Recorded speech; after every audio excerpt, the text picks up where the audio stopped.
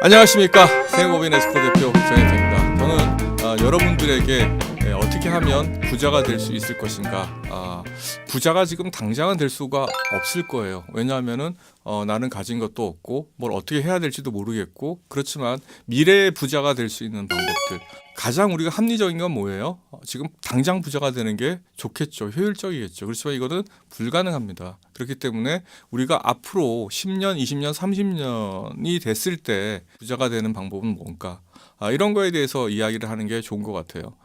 인터넷에서도는 아주 자극적인 이야기들이 있어요. 어떤 거냐면 단방에 부자 되는 방법, 1,000만 원 가지고 30억 버는 방법, 말도 안 되는 방법이죠. 그리고 그런 방법들은 천재 일우의 기회를 얻어서 확률적으로 어려운 거를 해낸 사람이 있을지는 모르지만 모든 사람들한테 합리적으로 제시할 만한 방법론은 아닐 겁니다. 좀 더 합리적이고 좀 더 안정적이고 좀 더 이성적인 방법으로 여러분들의 부를 축적하고 돈을 낳는 방법, 다시 말해서 불로소득을 극대화하는 방법을 이야기하는 겁니다. 최근에 부유세를 도입하고자 하는 움직임이 있어요. 부유세를 이미 도입하고 있는 나라들이 있어요. 부유세를 도입하고자 하는 논의가 제기되는 나라가 어디냐면요, 미국이에요. 2020년 대선을 앞두고요. 미국에서는 부유세가 새로운 이제 정책 쟁점으로 급부상을 하고 있어요. 그 이전에 버니 샌더스라고 그러냐, 그 의원도 이 부유세와 관련한 세금 이야기를 했었어요. 이 사람은 상속세 최고 세율을 77%까지 인상하는 법안을 제출한 바 있었죠. 그러나 되지 않았죠. 또 지난해 또 여성 의원 중에서 여성 하원 의원이죠. 알렉산드리아 의원이라고 얘기할까요? 여자 의원이에요. 근데 이름이 길어서 말하기 참 힘드네요. 이 사람은 1천만 달러를 상회하는 최상위 소득, 1천만 달러는 우리나라 돈으로 얼마 정도 되죠?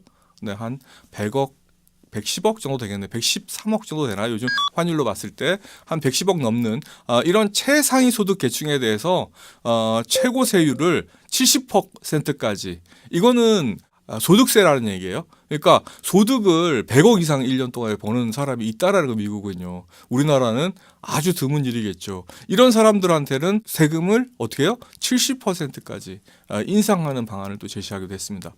근데 이번에 제시하는 부유세는 어떤 거냐면요, 이런 거예요. 웨alth tax, net wealth tax, 순자산에 대해서 매겨버리겠다는 거예요. 자산에 대해서 세금을 매긴다는 거는 어떤 부작용이 있을까요? 일단 내가 실현한 게 아니에요. 돈만 있으면, 그러니까 다시 얘기해서 우리가 자산은 두 가지 형태로밖에 없다고 그랬어요. 어떤 거 있었어요? 부동산 자산, 금융 자산. 자산만 있으면 순자산에 대해서, 순자산이라는 건 뭐예요? 부채가 있는 걸 뺀 순자산에 대해서 요 총 금액에 대해서 세율을 때려버리겠다라는 얘기입니다. 지금 논의되고 있는 세금에 대한 이야기를 누가 도입하냐면 워렌 상원 의원이라는 사람인데요. 난 좀 이상한 사람 같아, 이런 사람들 보면. 어쨌든 간에 어떻게 하겠다는 거예요? 5천만 달러 이상.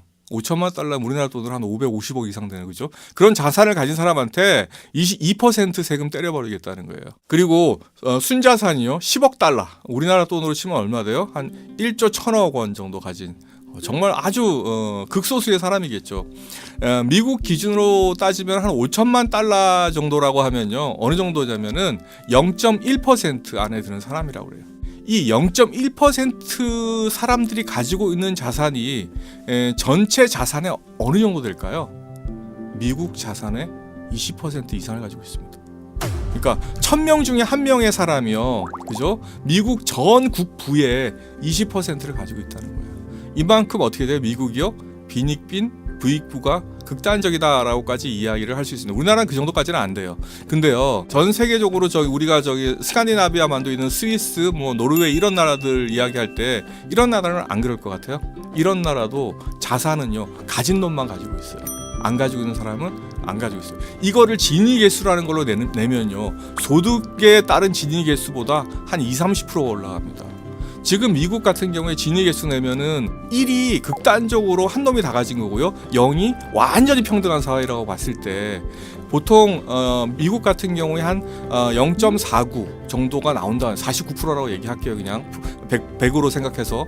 그런데 이거를요, 재산을 가지고 지니 개수를 내면요 75% 나옵니다. 무슨 얘기인지 알죠? 극단적으로 재산은요 소득하고도 더 극단적으로 빈익빈 부익부가 많이 있다라는 거고요. 이것 때문에 이런 논의가 나오게 됐습니다. 자, 우리나라는 어떤지에 대해서 또 이런 논의가 바람직한지에 대해서 다음 시간에 계속하도록 하겠습니다. 오늘은 여기까지 하겠습니다. 고맙습니다.